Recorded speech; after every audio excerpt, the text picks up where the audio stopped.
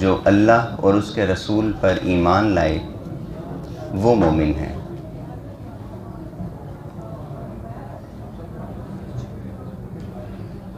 وضاحت بھی کر دوں۔ اس آیت مبارکہ کے پہلے حصہ میں اللہ تعالیٰ نے مومن کی تعریف کی ہے کہ مومن کہتے کسے ہیں، اور بڑے واضح اور سادہ الفاظ میں اللہ نے بیان کیا کہ جو اللہ اور اس کے رسول پر ایمان لایا وہ مومن ہے۔ وَإِذَا كَانُوا مَعَهُ عَلَىٰ أَمْرٍ، اور جب وہ آپ کے ساتھ ہوتے ہیں کسی معاملے میں، لَمْ يَذْهَبُوا حَتَّى يَسْتَأْذِنُوا، تو آپ کی اجازت کے بغیر وہ وہاں سے جاتے نہیں ہیں۔ وَإِذَا كَانُوا، اور جب وہ ہوتے ہیں معاہو آپ کے ساتھ، علی امر کسی معاملے میں، جامعین اجتماعی طور پر، تو لم یذہبوا، وہ نہیں پھرتے، نہیں لوٹتے، نہیں جاتے، نہیں پلٹتے، حتی یستأذنوا، حتیٰ کہ وہ آپ سے اجازت لیتے ہیں۔ مومن کی تعریف کرنے کے بعد اللہ تعالیٰ نے یہ آداب سکھائے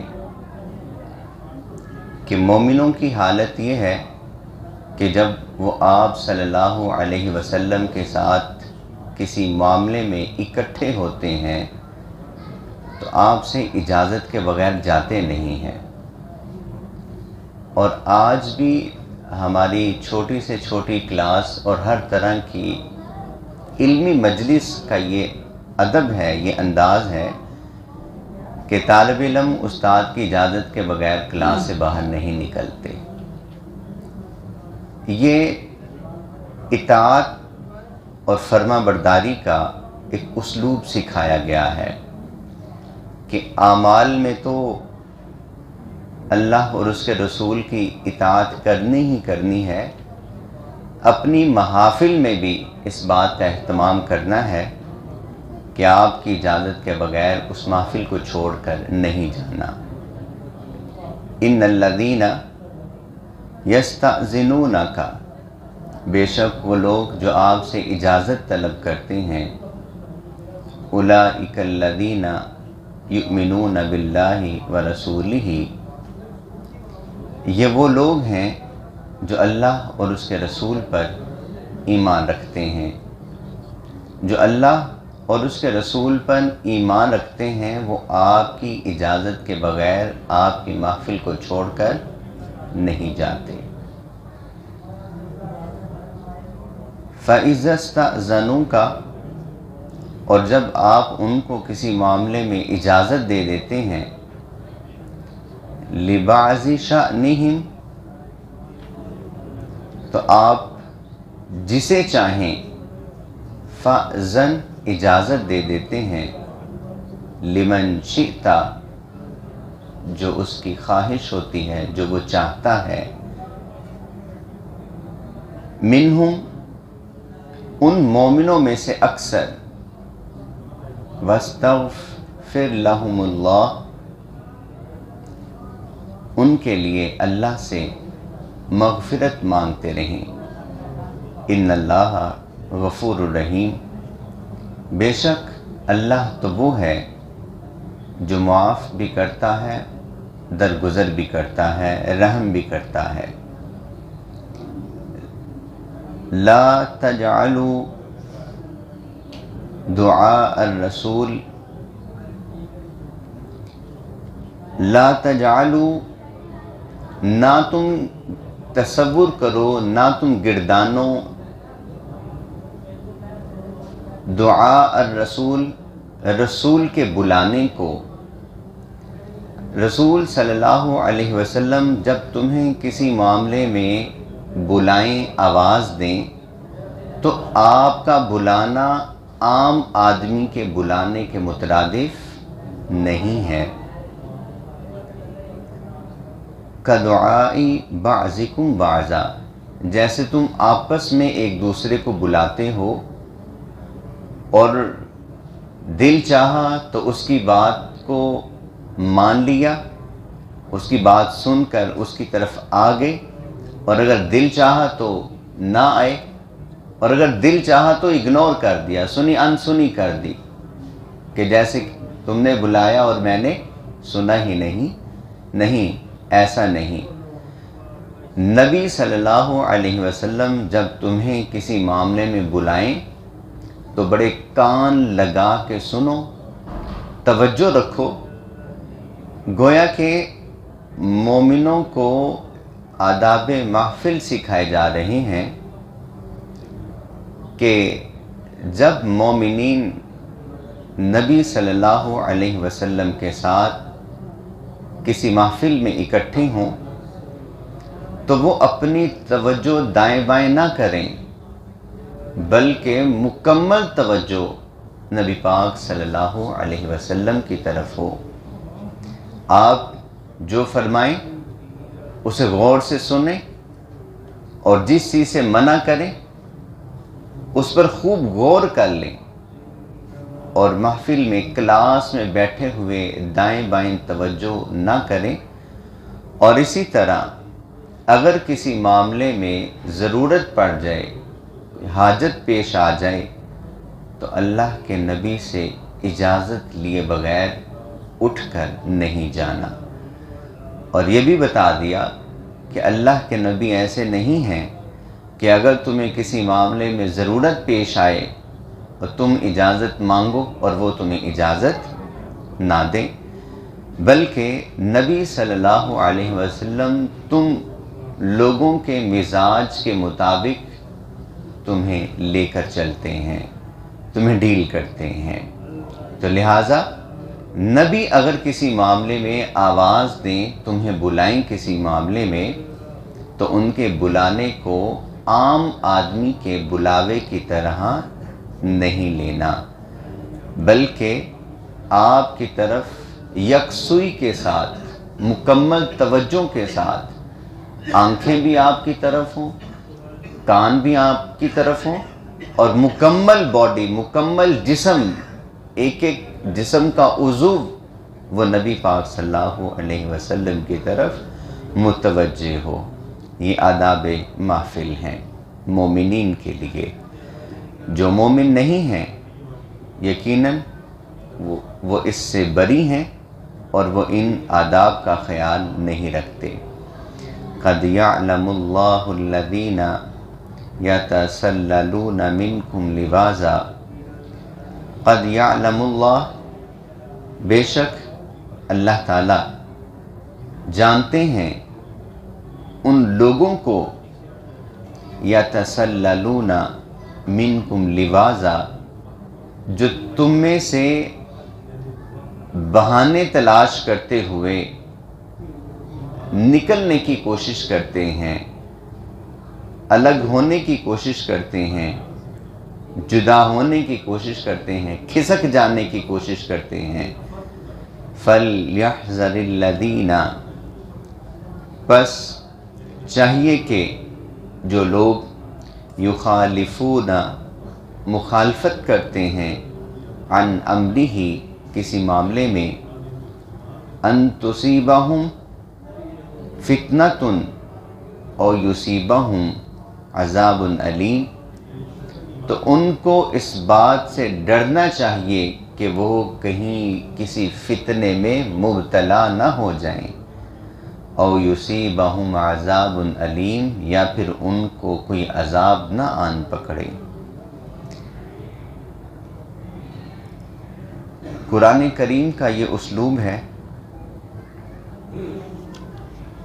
کہ اگر پازیٹیو بات ہے اور کوئی اس کو ایکسیپٹ نہیں کرتا، قبول نہیں کرتا، انکار کرتا ہے، تو اس کا فیصلہ بھی قرآن ساتھ فرما دیتا ہے۔ اور یہاں پر وہی اسلوب اللہ نے اختیار کیا ہے کہ اگر تم نبی مکرم صلی اللہ علیہ وسلم کی بات کو مانو گے تو تم مومن ہو، اور اگر تم آپ کی محفلوں سے روگردانی کرنے کی کوشش کرو گے، وہ جیسے ہمارے ہاں پنجابی میں ایک محاورہ تم بولا جاتا ہے نا کہ نیوی نیوی ہو کے نکل گیا، مطلب بہانہ بنا کے نکلنے کی جو کوشش کرتے ہیں، اگر تم نبی کے سامنے ایسے بہانے بنا کر نکلنے کی کوشش کرو گے اور آپ جو فرما رہے ہیں اس کی مخالفت کرو گے تو عنقریب تم فتنوں میں مبتلا ہو جاؤ گے اور اللہ تمہیں تکلیف دینے والے عذاب سے دوچار کرے گا۔ اللہ کی قسم، قرآن پاک اللہ کا وہ زندہ معجزہ ہے جو صدیاں گزرنے کے باوجود بھی اپنے احکامات اسی طرح سے لیے ہوئے ہیں گویا کہ یہ قرآن آج اور ہمارے لیے ہی نازل ہوا۔ آج کا دور وہ فتنوں کا دور ہے، ہم فتنوں کے اس دور میں داخل ہو چکے ہیں کہ جس کے متعلق حضور کائنات نے فرمایا تھا کہ آدمی صبح کے وقت مومن ہوگا تو شام کو کافر ہوگا، شام کو کافر ہوگا تو صبح کے وقت مومن ہوگا، اور یہ دور موجود ہے۔ تھوڑا سا ہم سوسائٹی میں باہر ذرا نظر ڈالیں تو ہمیں اس قسم کے لوگ نظر آتے ہیں۔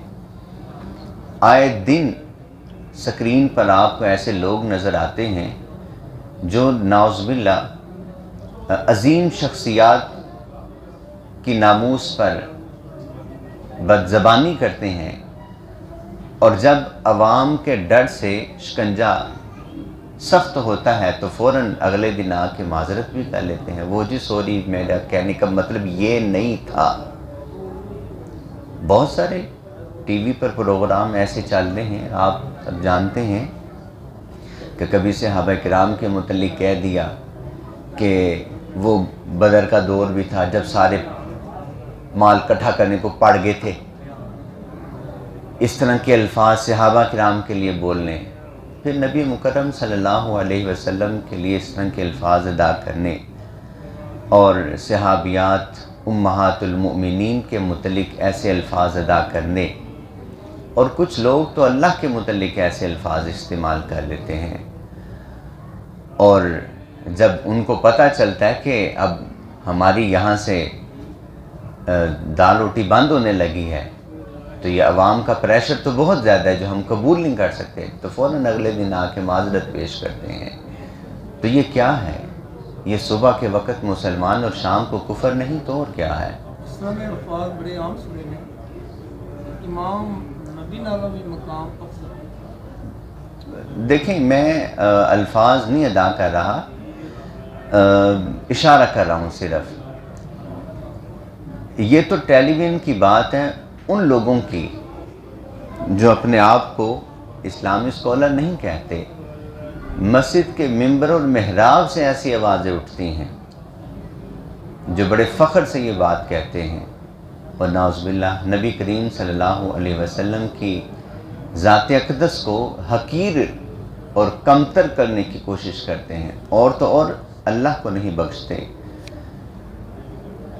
اور ہمارا نوجوان طبقہ اس معاملے میں اتنا لا علم ہے، ایک کالج اور یونیورسٹی کے تھوڑے سے آپ حالات و معاملات کو ذرا دیکھیں تو الیاذ باللہ ایسے ایسے فتنے، ایسے ایسے نظریات، ایسی ایسی سوچ ان نوجوانوں کو دی جاتی ہے، اور وہ کہتے ہیں کہ یہ کیا ہے، یہ دین کیا ہے۔ بڑی لمبی زبانیں چلا۔ تو اس کی وجہ کیا ہے؟ وجہ یہ ہے کہ ہم نبی کریم صلی اللہ علیہ وسلم کے فرامین سے روگردانی کیے ہوئے ہیں، جس کے سبب آج ہم فتنوں میں مبتلا ہیں۔ تو گویا کہ اللہ تعالیٰ نے فطروں سے بچنے کا ایک بہترین فارمولہ ہمیں دے دیا، اور وہ یہ کہ ہم نبی کریم صلی اللہ علیہ وسلم کے فرامین کی اطاعت کریں۔ یہاں پر میں معذرت کے ساتھ، اجازت کے ساتھ پوچھنا چاہوں گا کہ الحمدللہ رمضان مبارک میں اور غیر رمضان میں ہم قرآن پاک کی ترجمہ اور بلا ترجمہ تلاوت کرتے ہیں۔ ہم میں سے کتنے افراد ایسے ہیں جس نے نبی پاک صلی اللہ علیہ وسلم کے فرامین کو بذات خود پڑھا ہوا ہے؟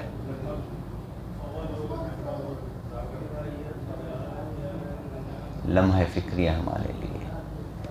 قرآن پاک کی ہم تلاوت کرتے ہیں، ترجمے کے ساتھ بھی پڑھتے ہیں، لیکن نبی پاک صلی اللہ علیہ وسلم کے فرامین کو ہم نے نہیں پڑھا۔ کسی ایک بھی حدیث مبارکہ کا مطالعہ ہم نے نہیں کیا، حالانکہ علماء کرام نے بہت آسانی کے لیے چھوٹی چھوٹی سی احادیث جو بچے آسانی سے یاد کر سکتے ہیں، جن کا معنی مفہوم بہت سہل، سادہ، آسان سا ہے، وہ کتابچوں کی صورت میں ان احادیث کو اکٹھا کیا ہے کہ کسی طرح ہمارے عوام وہ نبی پاک صلی اللہ علیہ وسلم کے فرامین کو بذات خود ڈائریکٹ پڑھ کے دیکھیں۔ لیکن افسوس کہ ہم احادیث کا مطالعہ نہیں کرتے، اور یہی وجہ ہے کہ آج ہم فتنوں میں مبتلا ہیں۔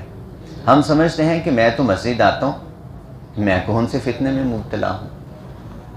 یہ دیکھیں کہ ہمارے نظریات، تنگ نظری، تنقید کتنی بڑھ چکی ہے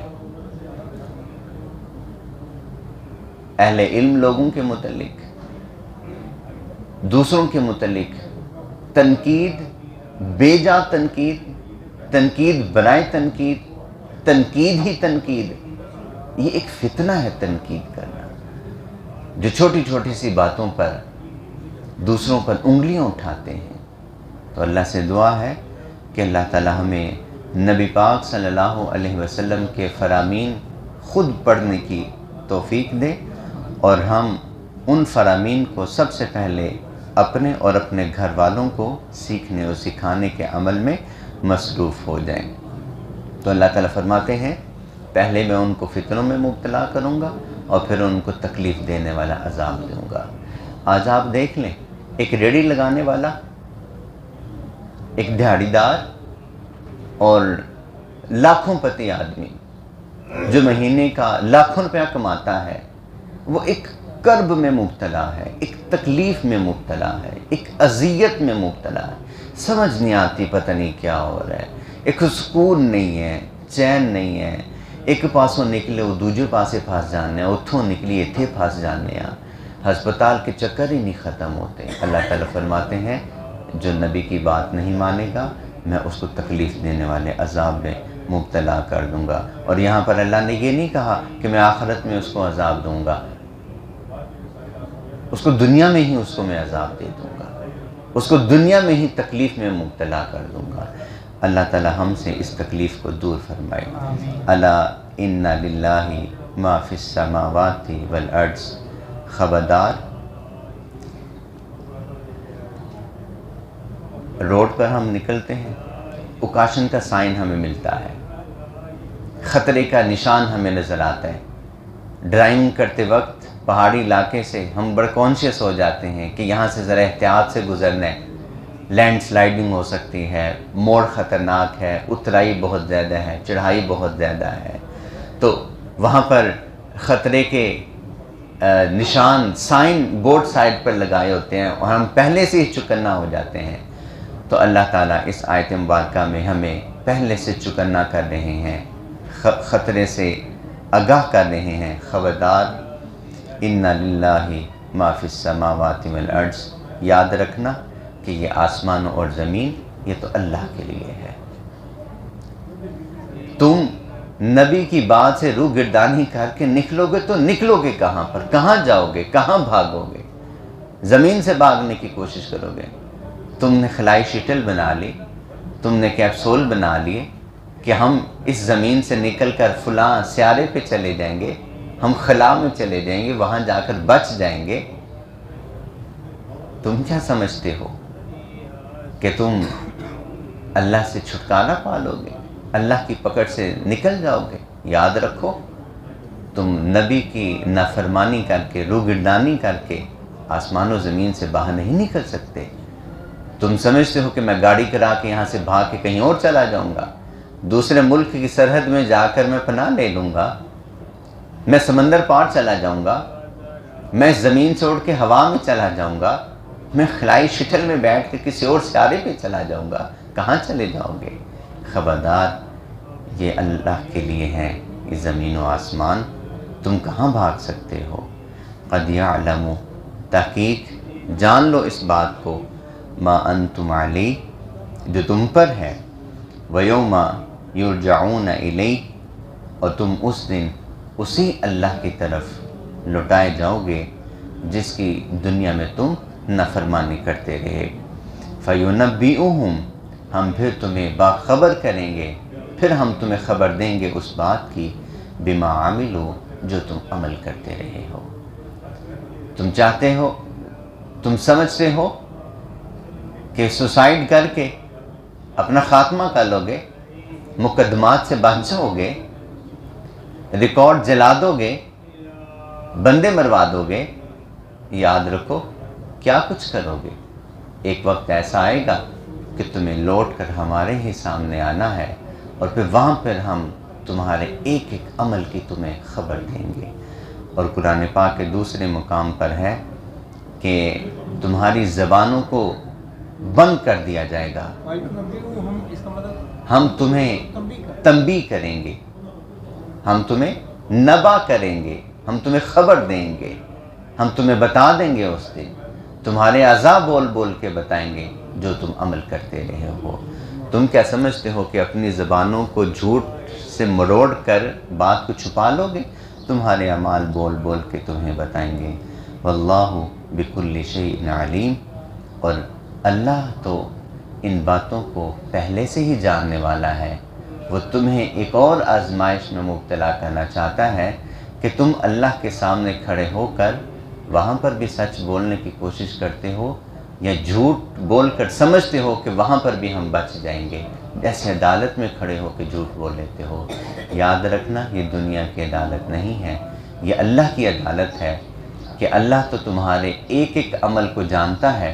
وہ اس دن پھر تمہیں آزمانا چاہے گا کہ تم اللہ کے سامنے کھڑے ہو کر بھی سچ بولنا چاہتے ہو یا جھوٹ بولنا چاہتے ہو۔ تم جو مرضی کر لو، اللہ تو تمہارے اعمال کھول کھول کے تمہارے سامنے رکھ کر تمہیں ذرے ذرے کا بدلہ دے گا اور حساب لے گا۔ صدق اللہ۔